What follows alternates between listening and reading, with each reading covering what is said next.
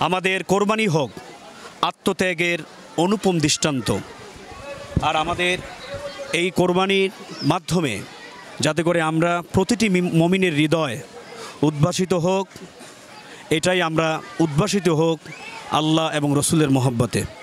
প্রিয় কামরাঙ্গীরচরবাসী, প্রতিবারের ন্যায় এবারও কামরাঙ্গীরচরের কেন্দ্রীয় ঈদগার ময়দানে ঈদুল আজহা উপলক্ষে দুটি জামাত অনুষ্ঠিত হতে যাচ্ছে ইনশাআল্লাহ। প্রথম জামাত সকাল 7টায় অনুষ্ঠিত হবে, দ্বিতীয় জামাত সকাল 8 ঘটিকায় অনুষ্ঠিত হবে ইনশাআল্লাহ।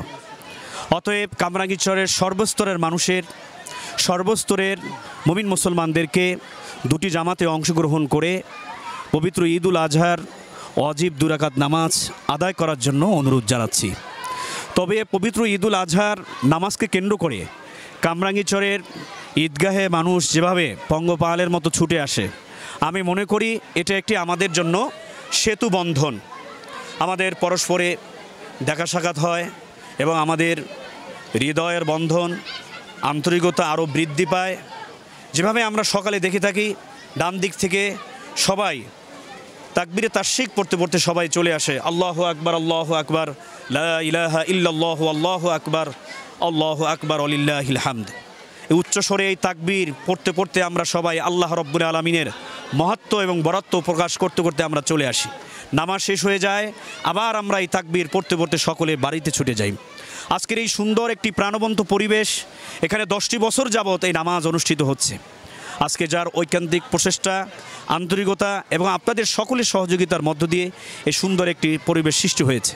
তো ব্যাপারে যিনি সবচেয়ে বেশি অবদান রেখেছেন এবং যার সবচেয়ে বেশি প্রচেষ্টা, আন্তরিকতা, সে আর কেউ নয়, আমাদের কামরাঙ্গীরচরের 56 নং ওয়ার্ডের সুযোগ্য কাউন্সিলর, মাটি ও মানুষের নেতা, আমাদের প্রত্যেকটি মানুষের হৃদয়ের স্পন্দন জনাব হাজী মোহাম্মদ হোসেন সাহেব এবং এর সাথে যারা সংশ্লিষ্ট রয়েছেন সকলকে আমরা ওলামা ইকরামদের পক্ষ থেকে আন্তরিক অভিনন্দন মোবারকবাদ জানাচ্ছি। আরেকটি বিষয় আমাদের লক্ষ্য রাখতে হবে, যারা আমরা নামাজ পড়তে আসব নির্দিষ্ট টাইমের আগেই আসব। অনেকে কিন্তু আমরা আলোচনা শুনি এবং নামাজ পড়ি, নামাজ পড়ে আমরা খুতবা না শুনে মোনাজাত না দিয়ে কিন্তু আমরা চলে যাই। নামাজ যেভাবে 2 রাকাত পড়া ওয়াজিব, খুতবা শোনাও কিন্তু আমাদের জন্য ওয়াজিব। কাজে আমরা এই ওয়াজিব তরক কেউ করব না। আরেকটি বিষয় হলো যে আমরা অনেকেই যারা কোরবানি করি এবং যারা কোরবানি করি না, অনেকেই কি কোরবানির কারণে এবং এই কোরবানিকে উপলক্ষ করে তাড়াহুড়া এবং ব্যস্ততার কারণে কিন্তু অনেকে আমরা ঈদের নামাজ মিস করে ফেলি। খবরদার, ঈদুল আজহার এই নামাজ যেন কোনো কারণেই মিস না হয়, সেই দিকে আমাদের লক্ষ্য রাখতে হবে। যাদের উপরে কোরবানি করা ওয়াজিব হয়েছে তারা তো কোরবানি করব, কিন্তু নামাজ যদি বাদ দেই তাহলে আমি এই বিশাল সব থেকে কিন্তু মাহরুম হয়ে যাব। তাহলে আমরা ইনশাল্লাহ জামাতের সাথে নামাজ আদায় করে সকলে ইনশাল্লাহ আমরা কোরবানি করার চেষ্টা করব। কারণ রসুল বলেছেন, মান ওয়াজাদা সাআতান ওয়ালাম ইউযাহি ফালা ইয়াকরাবান্না মুসাল্লানা। যারা কোরবানি করব তারা তো ঈদগার ময়দানে আসবই, নামাজ পড়ব, কিন্তু যাদের তাওফিক আছে তারা যদি কোরবানি না করে, রসুল কঠোর ভাষায় হুঁশিয়ারি উচ্চারণ করেছেন, সে যেন আমার ঈদগাহে না আসে। এই জন্য যাদের তাওফিক আছে, এখনও যেহেতু সময় আছে, আমরা ইনশাল্লাহ পশু ক্রয় করে আমরা আমাদের ওয়াজিব ইনশাল্লাহ আদায় করব, ওয়াজিব তরক করব না। আর আরেকটি বিষয়, ইনশাল্লাহ আমরা এই গোস্তকে 3টি ভাগে বিভক্ত করে নিজে খাবো, আপন আত্মীয় স্বজনদের মাঝে বিতরণ করব এবং এলাকার এতিম গরিব মিসকিনদের মাঝে ইনশাল্লাহ আমরা বিতরণ করব। এটা হলো সুন্নত, মানে নফল, উত্তম।